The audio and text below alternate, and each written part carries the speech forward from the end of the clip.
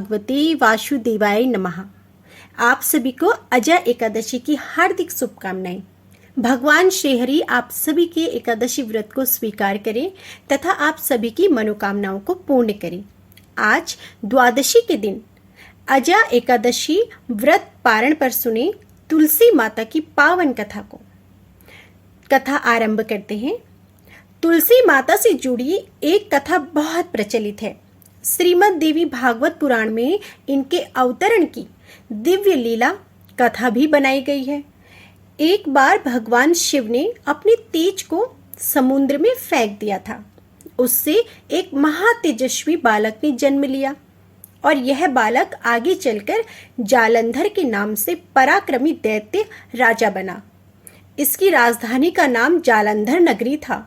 जालंधर काफी शक्तिशाली राक्षस था, जिसका जन्म भगवान शिव के तेज के कारण समुद्र से हुआ था। बलवान होने के कारण जालंधर को दैत्यों का राजा बनाया गया। वृंदा से शादी करने के बाद जालंधर की शक्ति और पराक्रम बढ़ता ही गया। उससे किसी भी तरह से हराना मुश्किल था। जालंधर के बढ़ते अहंकार व आतंक से सभी देवता परेशान थे। जालंधर की बढ़ती ताकत के पीछे उसकी पत्नी वृंदा की विष्णु भक्ति और सतीत्व था। होते होते जालंधर अपनी शक्ति और अहंकार में चूर होकर स्वर्ग की देवियों पर काबू पाने की कोशिश करने लगा। इसी दौरान एक बार उसने माता लक्ष्मी को पाने का प्रयास किया, परंतु समुद्र से जन्म लेने के कारण माँ लक्ष्मी ने उसे अपना भाई बना लिया। फिर उसकी नजर माता पार्वती पर गई और उन्हें पाने के लिए जालंधर ने माया जाल बनाया। अपने माया जाल से जालंधर ने शिव का रूप धारण किया और माँ पार्वती के करीब जाने की कोशिश करने लगा। उसी वक्त माँ पार्वती ने उसे पहचान लिया और जब तक जालंधर कुछ समझ पाता वो अदृश्य हो गई। जालंधर के इस दुर्व्यवहार से पार्वती जी को काफी क्रोध आया और इस पूरी घटना के बारे में उन्होंने भगवान विष्णु जी को बताया। इधर जालंधर भगवान शिव से पार्वती जी को पाने के लिए कैलाश पर्वत पर युद्ध कर रहा था। तभी भगवान विष्णु ने जालंधर को सबक सिखाने की ठानी। सभी को पता था कि जालंधर अपनी पत्नी वृंदा के पूजा पाठ और सतीत्व की वजह से अजेय हुआ है।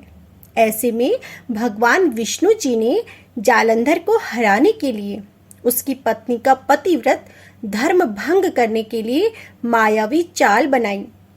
भगवान विष्णु जी ने एक साधु का रूप धारण करके वृंदा से वन में मिलने पहुंचे, जहां वह अकेले घूम रही थी। उनके साथ दो मायावी राक्षस भी थे, जिन्हें देखते ही वृंदा डर गई। तभी भगवान विष्णु जी ने उन दोनों राक्षसों का वृंदा के सामने ही वध कर दिया। वृंदा यह देख समझ गई कि ये कोई आम साधारण व्यक्ति नहीं है। उसी पल वृंदा ने साधु से अपने पति के बारे में पूछा। साधु बने भगवान ने अपनी माया शक्ति से दो बंदर प्रकट किए। दोनों बंदरों के हाथों में जालंधर का सिर व धड़ था। ये देखते ही वृंदा बेहोश हो गई। कुछ समय बाद होश में आने पर वो साधु से अपने पति को दोबारा जिंदा करने की प्रार्थना करने लगी। वृंदा की विनती सुन उनके आंखों के सामने साधु ने अपनी माया से जालंधर के कटे हुए शरीर के हिस्सों को जोड़ दिया और स्वयं उस शरीर में समा गए। वृंदा को जरा सा भी अंदाजा नहीं था कि उसके साथ ऐसा छल किया गया है। जालंधर का रूप धारण किए विष्णु जी को वृंदा अपना पति समझकर रहने लगी। वृंदा के ऐसा करने से उसका सतीत्व भंग हो गया, जिसके बाद जालंधर कैलाश पर्वत में युद्ध हार गया। जब वृंदा को यह सच पता चला तो उसने गुस्से में भगवान विष्णु जी को पत्थर बनने का श्राप दे दिया और इस घटना के बाद वृंदा स्वयं सती हो गई। जिस स्थान पर वह भस्म हुई थी वहां तुलसी का पौधा प्रकट हुआ। विष्णु भगवान वृंदा की पति भक्ति से बहुत प्रसन्न हुए और उन्होंने कहा, हे वृंदा, तुम्हारी पति भक्ति देखने के बाद तुम मुझे प्रिय लगने लगी हो। अब सदैव तुम मेरे साथ तुलसी के रूप में रहोगी। तुम्हारे तुलसी रूप का जो भी व्यक्ति मेरे शालिग्राम के साथ विवाह कराएगा, उसे 1000 गुना यश व पुण्य की प्राप्ति होगी। जिस भी मनुष्य के घर तुलसी का वास होगा, उस घर में कभी भी असमय यमदूत भी नहीं आएंगे। आगे भगवान ने कहा, तुलसी के पौधे की पूजा करने वालों को गंगा व नर्मदा में स्नान करने के बराबर पुण्य प्राप्त होगा। संसार में चाहे कोई भी मनुष्य कितना भी दुष्ट क्यों ना हो, कितने भी पाप क्यों ना किए हो, मृत्यु के दौरान यदि उसके मुंह में तुलसी और गंगा जल अवश्य दिया जाएगा, इससे वह अपने पापों से मुक्त होकर बैकुंठ धाम को जाएगा। इसके अलावा जो भी व्यक्ति तुलसी व आंवले के पेड़ की छाया में पितरों का श्राद्ध करेगा, उसके पितरों को भी मोक्ष की प्राप्ति होगी। एक अन्य पौराणिक कथा के अनुसार कार्तिक महीने में सब औरतें तुलसी माता को सींचने जाती हैं।